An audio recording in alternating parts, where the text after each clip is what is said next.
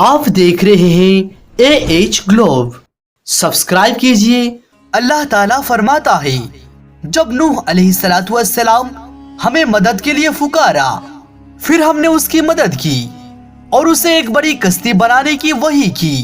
लेकिन नूह अलैहिस्सलाम नहीं जानते थे कि वो इतना बड़ा कश्ती कैसे बनाए। ना ही वो बड़ाई थे और ना ही इस काम से वाकिफ थे। इसीलिए अल्लाह ताला ने उनकी तरफ से वही की कि हमारे आंखों के सामने और हमारे वही के मुताबिक एक कश्ती तैयार करो। अल्लाह ताला ने वही के जरिए उनकी रहनुमाई की कि इस तरह से करे, और मजीद तालीम के लिए हजरत जिब्रील अमीन अलैहिस्सलाम को भेज दिया। वो उन्हें बतलाते गए कि इस तरह कश्ती तैयार करो। हजरत नूह अलैहिस्सलाम एक पहाड़ पर रहते थे। उनके इर्द गिर्द दरख्त नहीं थे, ना ही पानी था। चुनांचे उन्होंने बहुत सी दरख्त उगाए, फिर उनको काटा और पहाड़ पर बैठकर कश्ती बनाते रहे। आप अलैहिस्सलाम बड़े बड़े तख्ता बनाते और लोहा लाते और उनसे कील तैयार करते। फिर उन कीलों को तख्ते में ठोकते, आपस में उन तख्ते को मिलाते, यहाँ तक कि एक बहुत बड़ी दो-हैकल कश्ती तैयार हो गई।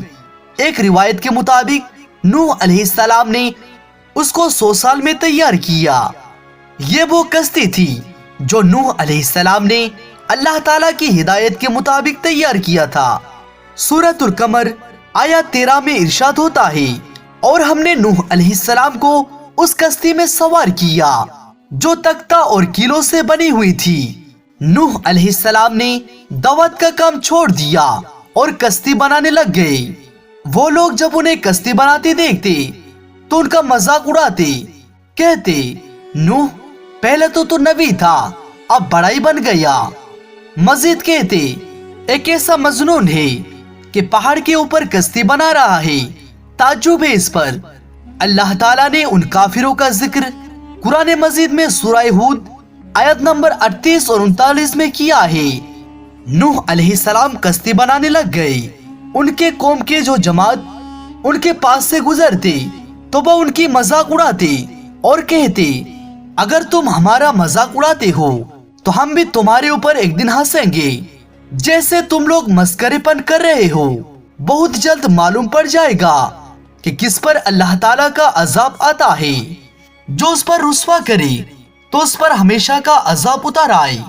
इस कश्ती का हुलिया इब्ने अब्बास रदियल्लाहु अन्हु से एक रिवायत में यूं आता है। वो बयान करते हैं कि हजरत नूह अलैहिस्सलाम ने पहाड़ पर एक कश्ती तैयार किया और उसे तारकोल से लथपथ किया।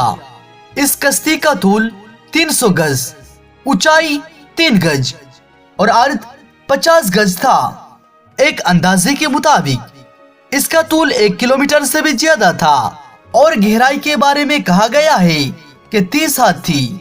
और एक कश्ती आम कश्ती की तरह ऊपर से खुला हुआ ना थी, बल्कि जिस तरह उसको नीचे से बंद किया गया था उसी तरह ऊपर से भी बंद किया गया था, ताकि उसमें जो बारिश बरसे तो वो उसे नुकसान ना दे, और जिस तरह नीचे वाले गर्क होने से महफूज रहे उसी तरह ऊपर से भी महफूज रहे।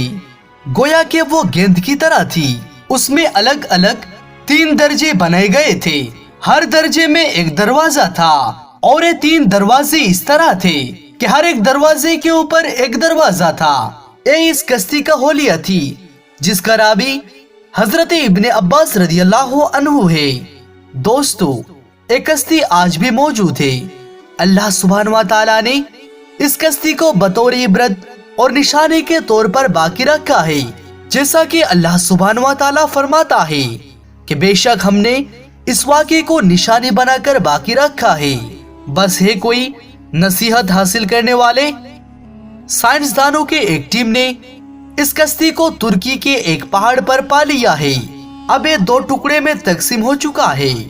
इसका होलिया वही था जिसका बयान हुआ है। बेशक अल्लाह ताला का फरमान सच्चा है।